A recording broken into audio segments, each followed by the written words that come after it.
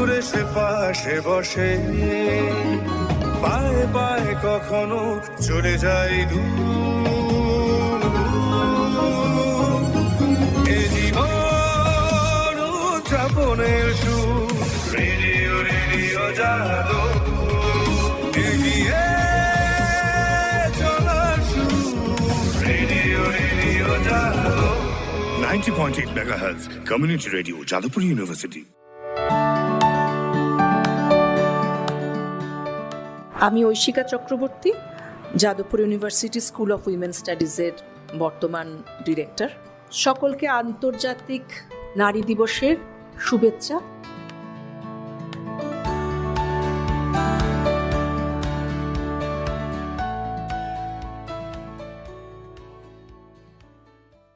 শুনছেন community radio জেউ 90.8 মেগাহার্জে। সঙ্গে রয়েছি আমি সঞ্চালী। আপনারা জানেন প্রত্যেক বছর 8ই মার্চ আন্তর্জাতিক নারী দিবস পালন করা হয়। এবছর আন্তর্জাতিক নারী দিবসের প্রচারের থিম ইন্সপায়ার ইনক্লুশন, অর্থাৎ প্রত্যেক ক্ষেত্রে নারীদের অন্তর্ভুক্তির জন্য অনুপ্রাণিত করা এবং মানুষকে নারীদের মূল্য বোঝানো।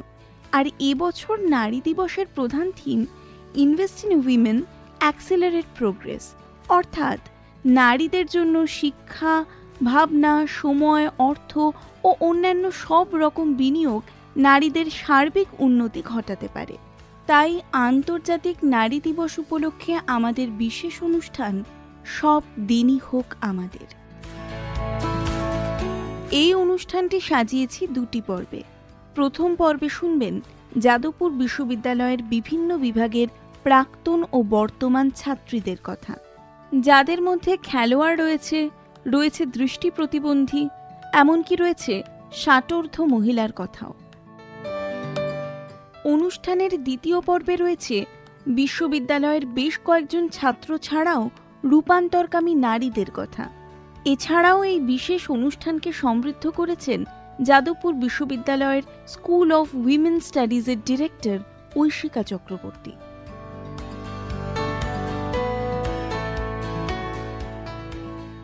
বিশ্ববিদ্যালয় চত্বরে প্রথমেই কথা হলো প্রাক্তন ছাত্রী দীপান্বিতা ব্যানার্জির সঙ্গে। নারী দিবস আলাদা করে একদিন পালন করার কোনো মানে হয় না। প্রতিদিনই নারীদের সম্মান করা, এগুলো আমাদের আস্তে আস্তে অভ্যাস করতে হবে, যেটা আগে খুব একটা দেখা যায়নি সমাজে, বাট এখন আমি দেখছি অনেকটাই চেঞ্জ হয়েছে। বাট এটা আমি আমার যে জায়গায় আছি সেখান থেকে দেখছি, জানি না সমস্ত গ্রামগঞ্জে বা কতটা কি হচ্ছে, বাট আমার মনে হয় যে আমরা আশাবাদী হতে পারি। আমি তো বিবাহিত, কিন্তু আমার সব দিক থেকেই আমি ভীষণভাবে ফ্যামিলি থেকে এবং আমার বন্ধু বান্ধবের থেকে সাপোর্ট পাই সব রকমভাবে। আমি পোস্ট ডক্টরাল স্টুডেন্ট, এখন আমি একাডেমিক রিসার্চার হিসাবে ইউএসএ যাব, আমার একটা বাচ্চা আছে 3 বছরের, আমি ভীষণভাবে সাপোর্ট পাই। তো সেই হিসাবে আমি নিজে মতামত হিসেবে বলছি যে আমি আশাবাদী, এবং আমার মনে হয় শুধু ছেলেদের না, মেয়েদেরও নিজেদের পার্সপেক্টিভ অনেক চেঞ্জ করতে হবে এবং নিজেদের এগিয়ে আসতে হবে অ্যাগ্রেসিভভাবে, কারণ যেহেতু আমরা অনেক দিন পিছিয়ে গেছিলাম, আমাদের তাড়াতাড়ি সেই পজিশনটা রিকভার করতে গেলে অ্যাগ্রেসিভভাবে এগিয়ে আসতে হবে, এবং আমি জানি সেটা মেয়েরা নিশ্চয়ই পারবে। মেয়ে হলে এটা করতে নেই, ওটা করতে নেই, ছেলেদের মতো একটা কাজ করবে সেটা ঠিক মানায় না। আবার তুমি মেয়ে বলে তোমাকে রান্না জানতেই হবে, এই ব্যাপারে কি মনে হয়? আমি তো এটাতে একদমই বিশ্বাসী নয়, এবং আমি খুব ভাগ্যবান যে আমার ফ্যামিলিও একদমই নয়, কারণ আমার বিয়ের আগে আমি কোনোদিন রান্না করিও নি। আমি বলেই দিয়েছিলাম আমি রান্না করব না, আর উল্টো দিকে আমার হাজব্যান্ড ভীষণ ভালো রান্না করতে পারতো, এবং ও বলেছিল ওটা আমার ডিপার্টমেন্ট, আমি দেখে নেবো। এবং যথারীতি বাইরে থাকলে তো কোনো রকম হেল্প পাওয়া যায় না, সেক্ষেত্রে দুজনকেই ভাগ করে কাজ করতে হয়। কোনোদিনই এই জিনিসটা আমাদের মধ্যে আসেইনি যে এই কাজটা মেয়েদের, এই কাজটা ছেলেদের, এবং আমার ফ্যামিলিও সেটাকে ভীষণভাবে সাপোর্ট করেছে। এমন নয় যে শ্বশুরবাড়িতে কোনোদিন আমি এটা দেখেছি যে ওরা, মানে আমার হাজব্যান্ড বাসন মাজছে বলে কোনোভাবে সেটাকে খারাপ চোখে দেখেছে। তো আমি এটা ভীষণভাবে পজিটিভভাবে আমি পেয়েছি, বাট আমি পেয়েছি মানে সব মেয়েরা পাচ্ছে এমন নয়। অফকোর্স সমাজে অনেকেই অনেক কিছু নেগেটিভ কমেন্ট করে থাকে, বা সেটা শুধু ছেলেরা নয়, মেয়েরাও করে থাকে, এবং আমার মনে হয় যে আস্তে আস্তে আমরা যারা পজিটিভভাবে ভাবি তারা অন্যকে ইনফ্লুয়েন্স করতে হবে আমাদেরকে যতটা সম্ভব, এবং নিশ্চয়ই হবে। এতটা চেঞ্জ হয়েছে যখন, আগেও নিশ্চয়ই অনেকটা চেঞ্জ হবে।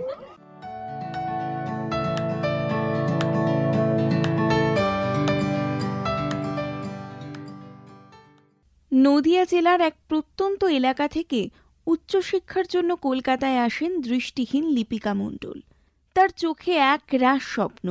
যাদবপুর বিশ্ববিদ্যালয়ের ইংরেজি বিভাগের স্নাতকোত্তরের এই কৃতী ছাত্রীর মুখোমুখি হয়েছিলাম। মানে নারীদের জন্য কি আলাদা করে কোনো দিনের কি প্রয়োজনীয়তা আছে বলে মনে হয়? না, সেরকম আমার মনে হয় না। প্রত্যেকটা দিনই আমাদের উইমেনদের জন্য স্পেশাল অবশ্যই। কখনো কি এটা মনে হয়েছে যে আপনি যদি নারী না হয়ে পুরুষ হতেন তাহলে এই দিক থেকে অনেক বেশি সুযোগ সুবিধা পাওয়া যেত বা এই জাতীয় কিছু? হ্যাঁ, মাঝে মাঝে মনে হয় যখন মানে কোথাও যাওয়ার হলে অন্যের প্রতি ডিপেন্ডেন্ট হয়ে থাকতে হয়, যে অন্যকে ছাড়া তো যাওয়া যাবে না, একা তো যেতে পারবো না। সেই সময় মনে হয় যে একজন ছেলে হলে তো মানে আমাদের মতো দৃষ্টিহীন যারা অনেকেই তো স্টিক নিয়ে চলাফেরা করে, তো আমি সেটা এখনো পারি না বা অভ্যাস হয়নি। তো মাঝে মাঝে মনে হয় ছেলে হলে হয়তো এটা আরো ইজি হতো, মেয়ে বলেই হয়তো লাঠি নিয়ে বেরোতে পারি না। আপনি এত দূর থেকে এসে এখানে পড়াশোনা করছেন দৃষ্টি প্রতিবন্ধী হওয়া সত্ত্বেও, এক্ষেত্রে সব থেকে বেশি সাপোর্ট কার পেয়েছেন? হ্যাঁ, মা তো প্রথমে আছেই, এবং সেকেন্ডলি আমার বাবাও যেহেতু একজন দৃষ্টি প্রতিবন্ধী, তো বাবা তো সেইভাবে হেল্প করতে পারেন না, বাট মেন্টালি বাবা প্রচুর সাপোর্ট দেন। কিন্তু সব দিক থেকে হেল্প করেছেন আমার দাদা। আমার দাদা প্রচুর সাপোর্টিভ এবং সবসময় সাপোর্ট করে। নারী হিসেবে ভবিষ্যতের লক্ষ্য কি? নারী হিসেবে ভবিষ্যতের লক্ষ্য এটাই যে আগে প্রথমে নিজের লক্ষ্যে পৌঁছবো, নিজের যা ইচ্ছে আছে নিজের পায়ে দাঁড়াবো, দেন আমার মতো আরো যে দৃষ্টি প্রতিবন্ধী নারী আছে তাদেরকেও সুযোগ করে দেব, তাদের পাশে দাঁড়াবো, তারা যাতে নিজের পায়ে দাঁড়াতে পারে, নিজে কিছু করতে পারে সমাজের জন্য, নিজের জন্য। তবে একজন নারীর জীবনে তো বিয়ে না হলেও জীবনটা পরিপূর্ণ হয় না বলা হয়, তো সেদিক থেকে আপনার কি মনে হয়? হ্যাঁ, অ্যাকর্ডিং টু মি এটা ভুল ধারণা। আমার এই 22 বছরের অভিজ্ঞতা থেকে বলতে পারি যে বিয়েই একটা নারীর জীবনের সবকিছু নয়। বিয়ে ছাড়াও অন্য কিছু আছে। একটা নারীর নিজের ব্যক্তিগত জীবন আছে, তো সে বিয়ে না করেও সেটা কাটিয়ে দিতে পারে। তার জন্য সেই স্বনির্ভর হওয়াটা খুব প্রয়োজন।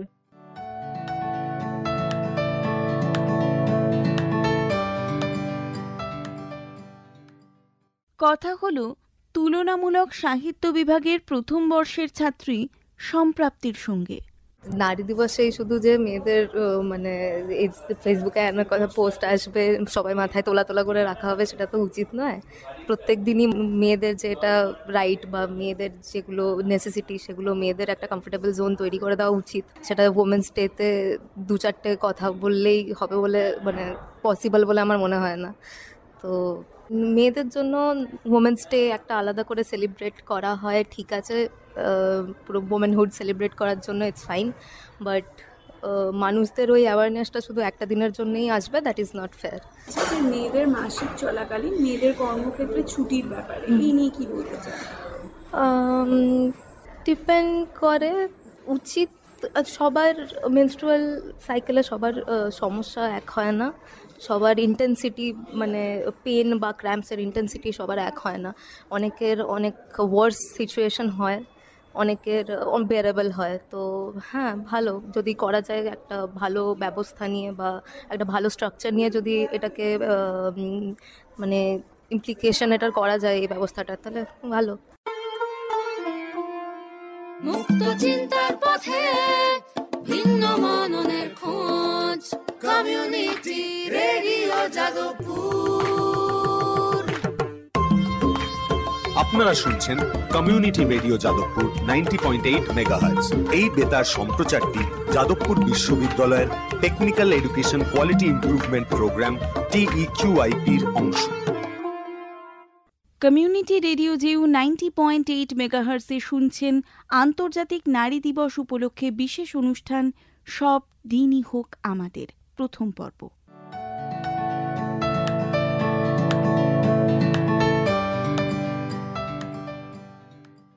খেলাধুলার জগতে মহিলাদের অবস্থান ঠিক কী রকম, সেই বিষয়ে বললেন যাদবপুর বিশ্ববিদ্যালয়ের school of media communication and কালচারের প্রজেক্ট ফেলো ও রাইফেল শুটার দ্যুতি ঘোষ। আমি 2022 এবং 2023 এই দুটি কনজিকিউটিভ ইয়ারে আমি স্টেট লেভেল রাইফেল শুটিং চ্যাম্পিয়নশিপে পার্ট নিয়েছি এবং আমি মেডেল হোল্ডার। একজন নারী হিসেবে রাইফেল শুটার হয়ে ওঠা, তো সেক্ষেত্রে পাশে কতজনকে পেয়েছেন? প্রথমত একজন মহিলার হাতে বন্দুক এই কনসেপশনটাই বোধহয় সবার মাথায় প্রথমে ঢোকেনি। তো আমি যখন প্রথমে সবাইকে বলেছিলাম, সবার বেশ একটা মনে হয়েছিল আমি বোধহয় ইয়ার্কি মারছি, কিন্তু পরবর্তীকালে আমি যখন এটাকে সিরিয়াসলি নিই, সেখানে আমি আমার পরিবারের সাপোর্ট পেয়েছিলাম ঠিকই। মানে যেহেতু আমার বাবা এবং মা দুজনেই স্পোর্টস পার্সন ছিলেন, তাই ওনাদের সাপোর্ট আমি অবভিয়াসলি পেয়েছি।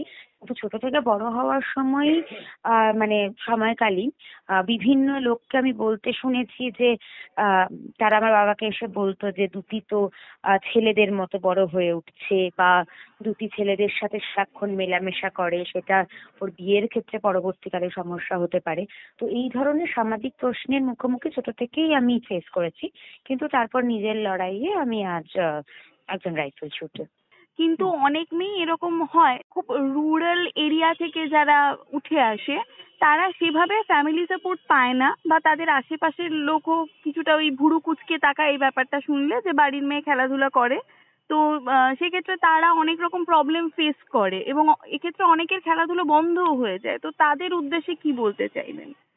দেখুন, সত্যি কথা বলতে গেলে এই প্রসঙ্গে আমি বলি যে আমি যেহেতু মানে শান্তিনিকেতনে একটা সাঁওতাল গ্রামে বড় হয়ে উঠেছি, আমি দেখেছি যে আমার বয়সী মহিলাদের হয়তো এখন তাদের বিয়ে হয়ে গেছে, তাদেরকে খুব ছোট বয়সেই বিয়ে দেওয়া হয়, এবং তাদের মধ্যে কিন্তু সম্ভাবনা প্রচুর।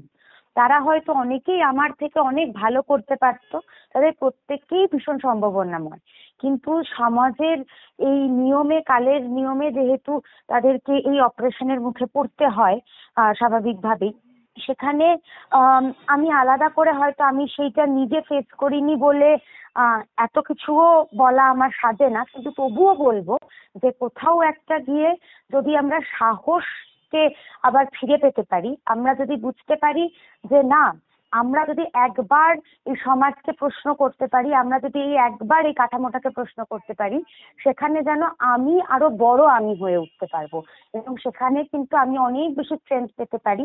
আমি জানিও না এখনো যে আমার কতটা সম্ভাবনা, সেই সম্ভাবনাকে এক্সপ্লোর করার জন্য একটু সাহস কিন্তু আমাদের প্রত্যেককে জোগাড় করতে হবে এবং রুখে দাঁড়াতে হবে। আর অনেক ক্ষেত্রে আমরা দেখতে পাই যে মেয়েদের খেলাধুলো কিন্তু অতটা ফোকাসে আসে না, হাইলাইটেড হয় না। তো সেটা নিয়ে কি বলতে চান? আসলে জনপ্রিয় না হওয়ার পিছনে একটি বড় কারণ হচ্ছে, ছোটবেলায় যখন একটি বাচ্চা বড় হয়ে ওঠে একদম শিশু অবস্থায়, তখন কিন্তু একটা পরিবার থেকে তাদের খেলতে যাওয়াটা খুব একটা অসুবিধার মনে হয় না। কিন্তু যখন থেকে একজন নারীর জেন্ডারিং স্টার্ট হয়ে যায়, তখন থেকে কিন্তু তাকে এমন ভাবে পরিবার থেকেও বোঝানো হয় যে তোমার শরীরটা হচ্ছে তোমাকে প্রিজার্ভ করতে হবে, সেটা সমাজের অন্যান্য রোলে ফিট করার জন্য আসলে তৈরি হয়েছে।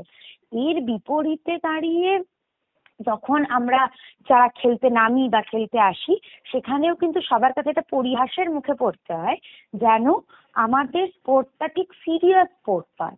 হয়তো একদিন ইচ্ছা হচ্ছে খেলতে যাচ্ছে, কিন্তু এই স্পোর্টটা যে কেউ সিরিয়াসলি নিতে পারে সেই বিষয়ে কিন্তু এখনো অনেক জায়গায় একটা সবাই খুব একটা সিরিয়াসলি নিতে চায় না। তো স্বাভাবিকভাবে আমি নিজে যেহেতু ক্রিকেটও খেলি, সেখানেও কিন্তু দেখা যায় হয়তো এই ধরনের প্রশ্নের মুখোমুখি আমরা অনেকেই হই যে ও মেয়ে তাই ওকে একটু আস্তে বল করিস, বা ও মেয়ে তাই ও অত হয়তো খেলতে পারবে না, ও হয়তো ওখানে ফিল্ডিংটা মিস করে দেবে। তো এই আসলে আমাদের পুরো যে পুরুষতান্ত্রিকতা, সেটিকে একটা প্রশ্ন করবার কোথাও একটা মনে হয় আমার গুরুত্বপূর্ণ কাজ আমাদের এই সময় দাঁড়িয়ে, এবং আস্তে আস্তে আশা করি অনেকখানি বদল এসছে, আরো বদলের আশা আমি রাখি।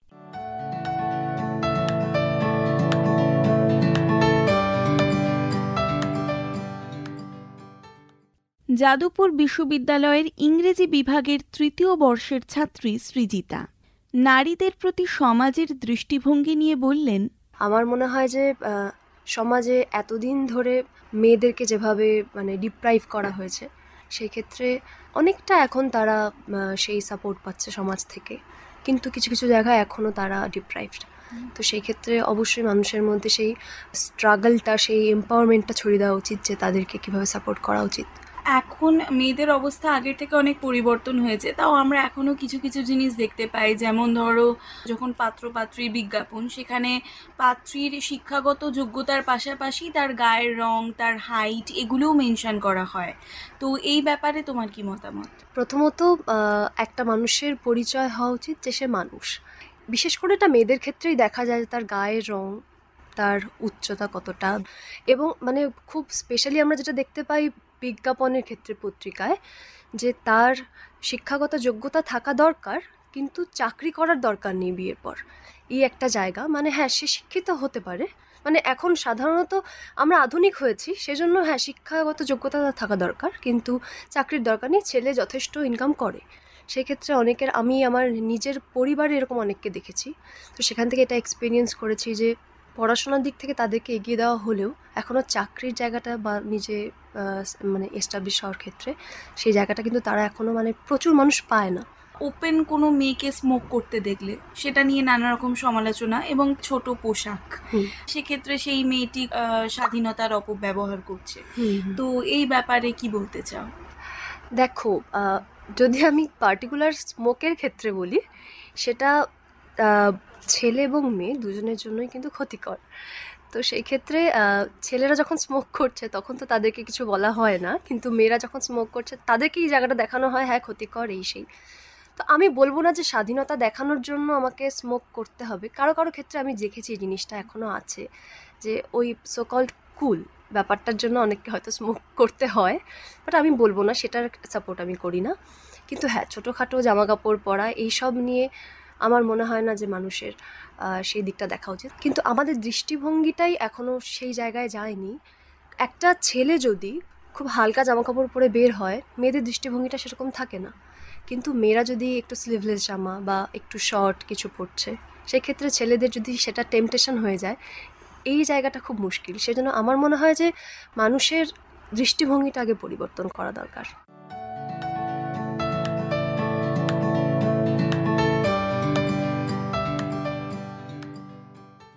ইরা সর্বজ্ঞ, যার অদম্য ইচ্ছাশক্তির কাছে হার মেনেছে বয়স। নারী দিবসের প্রাক্কালে মুখোমুখি হয়েছিলাম এই ষাটোর্ধ্ব মহিলার। বর্তমানে আমি একজন বাচিক শিল্পী বা কর্মী, আর 5টা সাধারণ পরিবারে সাধারণ মেয়ের মতনই আমার বড় হওয়া, স্কুল কলেজ শেষ করে সংসার যাপন করা, সন্তান মানুষ করা। সন্তানদের পড়াশোনার পাশাপাশি যখন তাদের সাংস্কৃতিক জগতে শিক্ষা দেওয়া শুরু হয়, তখন কোথাও নিজের কাছেও একটা যেন মাঝে মধ্যেই দোলা দিত কবিতা আবৃত্তি পাঠ এইসবেতে। তাদের বিয়ে থাওয়া হয়ে যাওয়ার পর এই বিষয়টিকে নিয়ে আরও বেশি ভাবনা শুরু করি, এবং আমার নিজস্ব একটি সংস্থাও আছে। আমি অনেক আগেই প্রথাগতভাবে বিশিষ্ট বাচিক শিল্পীদের কাছ থেকে তালিম নেওয়া এবং প্রথাগত শিক্ষা শেষ করা, তারপর এই চর্চাতে যুক্ত থাকি, এবং যখন তাতে আবাল বৃদ্ধ বনিতা সকলেই আগ্রহ প্রকাশ করেন, আমার আনন্দ হয়। তারা আমার সঙ্গে সহযোগিতা করেন, চর্চায় থাকেন, তখন কোথাও একটা ভালো লাগা ভীষণভাবে আমাকে আরও বাঁচতে সাহায্য করে। আর সেই ভালো লাগা বাঁচার তাগিদেই বোধহয় আমার এই বর্তমানে আমি এখন যাদবপুর ইউনিভার্সিটির রেডিও প্রোডাকশন একজন শিক্ষার্থী। আমার মনে হয় নারী দিবস বলে কিছু হয় না, প্রত্যেকটা দিনই যদি আমরা নিজেদেরকে ভাবতে পারি, আমরা নিজেদেরকে সম্মান করতে পারি, আমাদের নিজেদের চাহিদাকে মূল্য দিতে পারি, গ্রাহ্য করতে পারি, তাহলেই বোধহয় আর সকলকেই এভাবে সম্মান দেখানো যায়, তাদের চাওয়া পাওয়াকেও শ্রদ্ধা দেখানো যায়।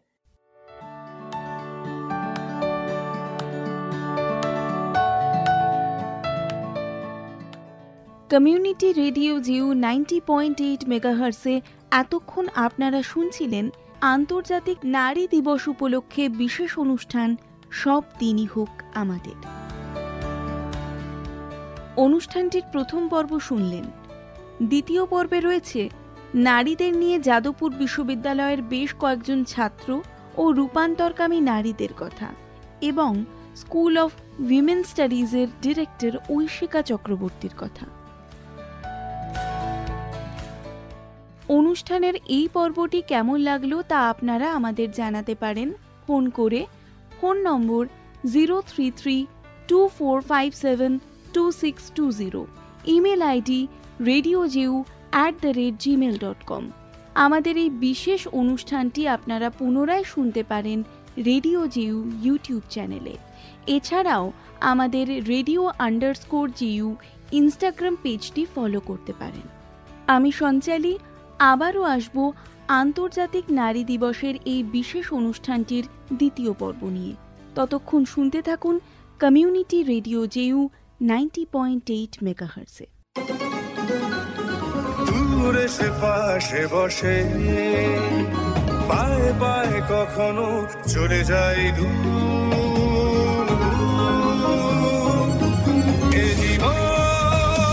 উদযাপনের সুর রেডিও রেডিও যাদবপুর এগিয়ে চলার সুর radio radio Jadavpur 90.8 megahertz community radio Jadavpur university.